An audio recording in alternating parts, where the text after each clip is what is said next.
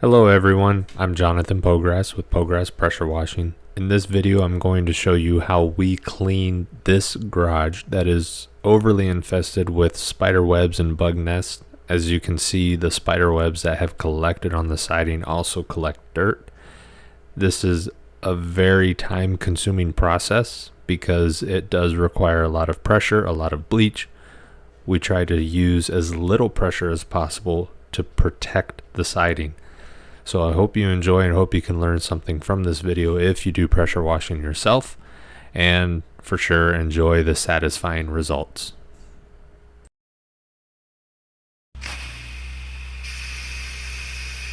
So I've already sprayed bleach earlier on the siding.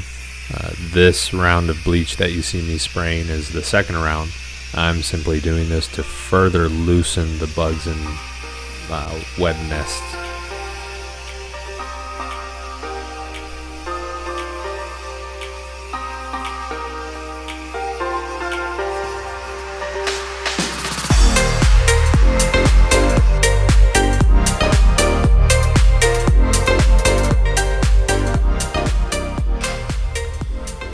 Now we rinse.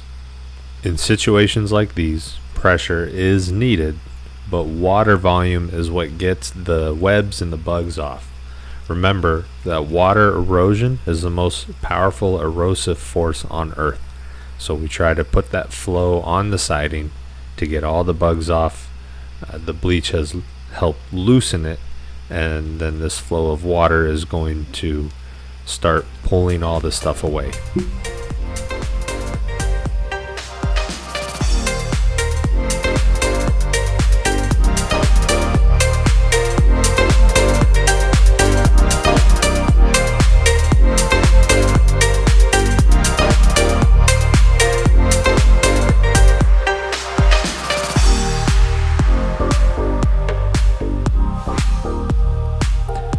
Spider webs and nests, the bugs and dirt they collect are very sticky, so we take off a layer at a time. This reduces the need for very high pressure, which again protects the siding.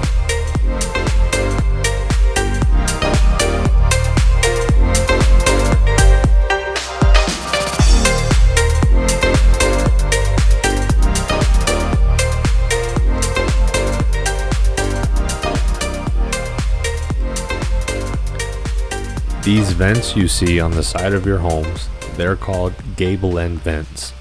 We're very mindful when washing around these because these are direct access into your attic. Some water may go through the vent, but it's not enough to cause mold or damage as long as we quickly pass over these vents. These vents are designed to air out your attic.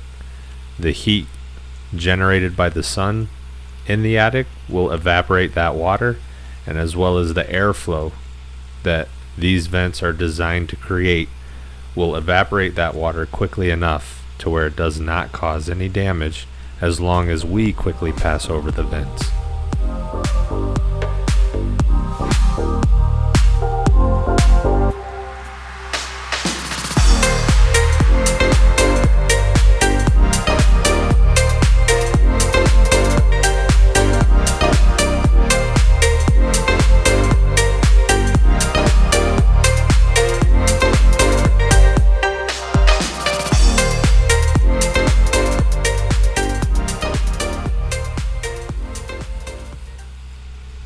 As you can see, after making multiple passes, the siding is starting to become more clean than it is dirty.